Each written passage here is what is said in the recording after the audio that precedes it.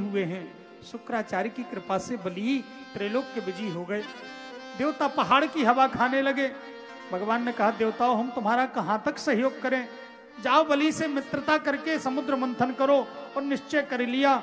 बासुकी नाग को रस्सी बनाया, मंदराचल पर्वत को मथानी बनाया और समुद्र को मथने लगे।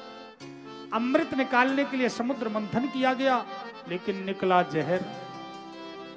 कभी कभी ऐसा होता है, अच्छा काम करने के लिए आगे बढ़ो तो कई कठिनाइयों का सामना करना पड़ता है। लेकिन मैं एक निवेदन कर दूं, अगर कभी आप अमृत की चाह रखते हैं, अगर अमृत की चाह रखते हैं कि मुझे अमृत मिले मंथन के बाद में, तो आप एक बात भली भांति समझ लें कि आपको जहर का भी सामना करना पड़ेगा।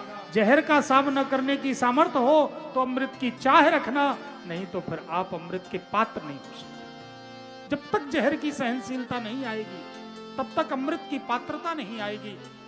आज जैसे ही जहर निकला, क्या करूं? भगवान से निवेदन किया। भगवान ने कहा, भोले बाबा के पास जा। भोले बाबा के पास कटोरा लेके देवता पहुंच गए। भोले बाबा ने कहा, क्या लेके आए हैं देवताओं? देवताओं ने कहा, पहला रत्न लेके आए हैं। पहला रत्न दिखाओ कैसा चमक रहा। तो देखे कटोरे में काला काला जहर, ये हलाहल जहर।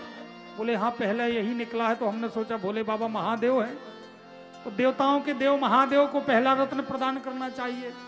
भोले बाबा मुस्कुराए, देवताओं तुम लोग पक्के स्वार्थी हो, चलो कोई बात नहीं, जहर ले आए हो तो क्या करें, चलो पत्नी से तो पूछ लूं।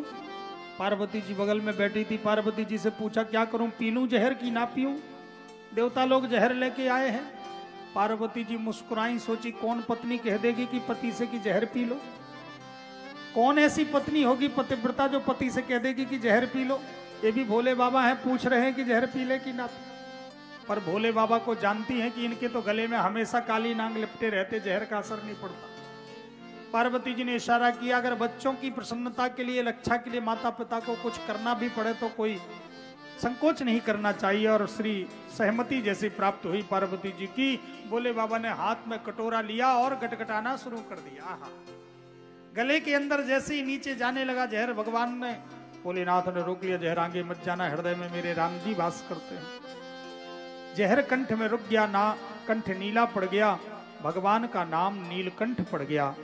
कभी किसी काम के अगर परोपकार में, दूसरे के हित के लिए अगर हमारे जीवन में कोई दाग भी लग जाता है, तो वो दाग भी आभूषण कहलाता है। भगवान भोलेनाथ का नाम नीलकंठ पड़ गया। बोले नीलकंठ भगवान की जय हो।